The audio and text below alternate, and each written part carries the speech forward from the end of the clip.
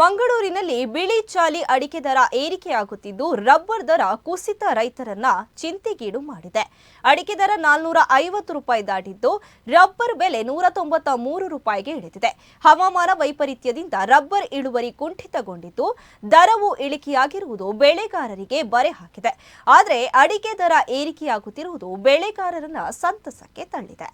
ಪ್ರಸ್ತುತ ಬಿಳಿ ಚಾಲಿ ಅಡಿಕೆ ದರ ಏರುಗತಿಯಲ್ಲಿ ಮುಂದುವರಿಯುತ್ತಿದ್ದರೆ ರಬ್ಬರ್ ದರ ಇಳಿಕೆಯತ್ತ ಸಾಗುತ್ತಿದೆ.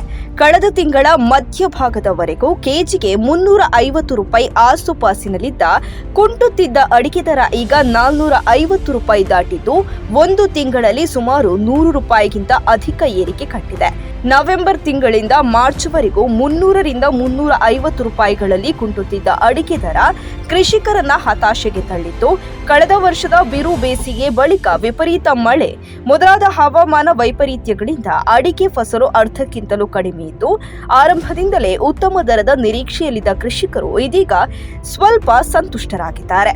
ದರ ಇದೇ ರೀತಿ ಮುಂದುವರೆದರೆ ಹೊಸ ಅಡಿಕೆಗೆ ಕೆಜಿಗೆ 500 ರೂಪಾಯಿ ತಲುಪುವ ಸಾಧ್ಯತೆ ಇದೆ. ಈಗಾಗಲೇ ಸಿಂಗಲ್ ಚೋಲ್ ಅಡಿಕೆ 500 ರೂಪಾಯಿ ತಲುಪಿದೆ.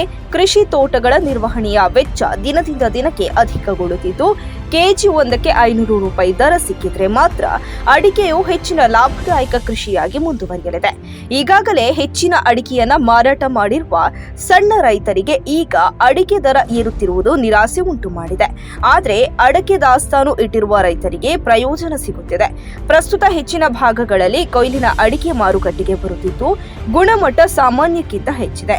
ಬೇಗನೆ ಬಿದ್ದ ಬೇಸಿಗೆ ಮಳೆಯು ಅಡಿಕೆ ತೋಟಗಳ ನೀರಾವರಿ ವ್ಯವಸ್ಥೆಗೆ ಪೂರಕವಾಗಿದೆ.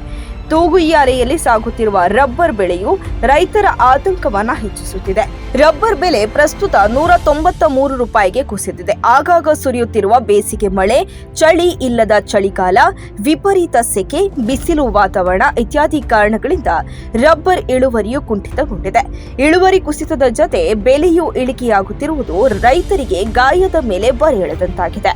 ಕಳೆದ 10 ವರ್ಷಗಳಿಂದ ಹೊಸ ರಬ್ಬರ್ ತೋಟಗಳನ್ನು ನಿರ್ಮಿಸಲು ಕೃಷಿಕರು ಹಿಂದೇಟು ಹಾಕುತ್ತಿದ್ದಾರೆ.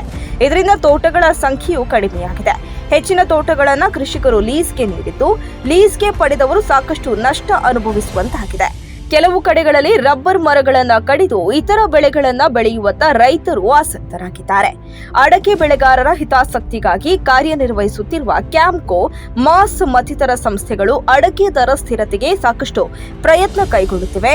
ಸದಾ ಸರ್ಕಾರದ ಕದವನ್ನ ತಟ್ಟುತ್ತಿರುವ ಈ ಸಂಸ್ಥೆಗಳು ಕೃಷಿಕರ ಬಾಳಿಗೆ ದಾರಿದೀಪವಾಗಿವೆ. ಈ ಸಂಸ್ಥೆಗಳ ಸತತ ಪ್ರಯತ್ನ ಅಡಕೆ ದರ ಕಾಪಾಡಲು ಸಹಕಾರಿಯಾಗಿದೆ. ರಬ್ಬರ್ ಸಹಕಾರ ಸಂಘಗಳು ರಬ್ಬರ್ ಕೃಷಿಕರಿಗೆ ಬೆಂಬಲ ಬೆಲೆ ಒದಗಿಸಲು ಸಾಕಷ್ಟು ಪ್ರಯತ್ನ ನಡೆಸುತ್ತಿದ್ದು ಸರ್ಕಾರ ಈ ಬಗ್ಗೆ ತಕ್ಷಣ ಗಮನ ಹರಿಸುವ ಅಗತ್ಯವಿದೆ. ರಬ್ಬರ್ ದರ ಪಾತಾಳದತ್ತ ಸಾಗುತ್ತಿದ್ದು ಇದನ್ನು ನಂಬಿ ಜೀವನ ನಿರ್ವಹಣೆ ಮಾಡಲು ಸಾಧ್ಯವಾಗುತ್ತಿಲ್ಲ.